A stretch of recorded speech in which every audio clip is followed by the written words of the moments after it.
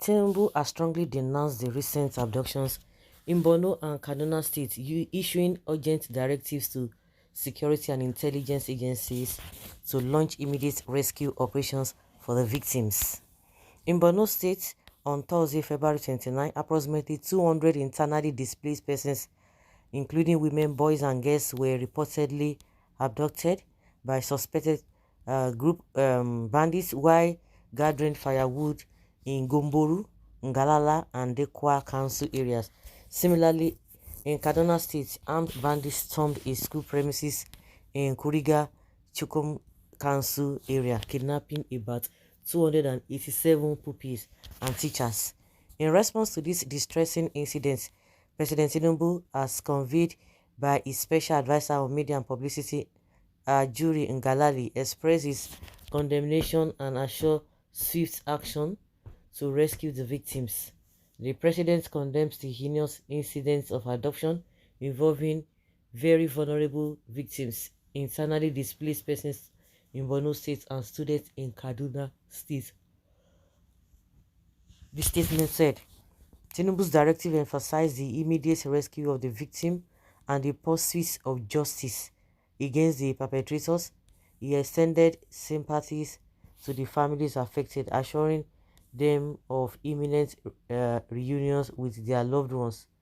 He said, I have received briefing from security chiefs on the two incidents, and I am confident that the victims will be rescued. Nothing else is acceptable to me and the waiting family members of these abducted citizens. Justice will be decisively administered, Tinubu affirmed. Okay, can you just imagine? Tinubu, since Tinubu came on board, Tinubu has never visited all the incidents, any of the incidents that happened as far as insecurity is concerned. Now you say through Ngalale, that's what he's been asked to do. Tinubu might not even be, you just hear is what it is expected that as soon as it's like something like that is set on default, as soon as such things begin to happen, so it is by default they will start writing, oh, we condemn, Tinubu said this, Tinubu said that, and at the end of the day it is all a lie. So what is now the difference between Tinubu government and Buhari government? We said it, that there's not going to be difference. You said it's going to continue, so what do you expect? It has happened in Kaduna, it has happened in Katsina, it has happened in Niger, it has happened in Plateau, in Benue, it has happened over and over again. He will not say nada. He will say he'll be speaking through one spokesperson. And meanwhile, see what happened in Borno again. And it's like everybody just move on. Everybody just moving on. See what is happening in Borno. The same thing that happened under SHETTIMA. And they are going from place to place, eulogizing themselves, praising themselves as if they have done the needful.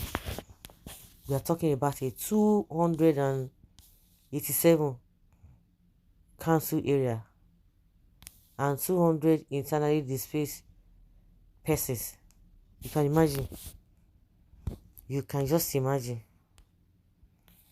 I hope say the country then go rescue them, no be to arrest innocent people that are defending their life. Then go know how to arrest.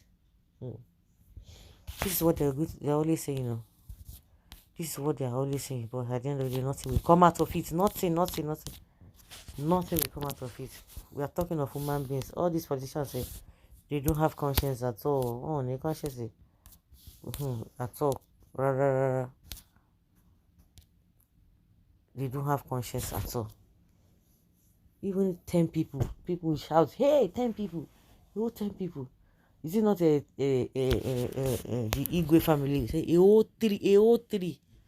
So you now see the situation of 100 over 200 happening to some people. Yet we are still adamant. Well, it's unfortunate. Kai.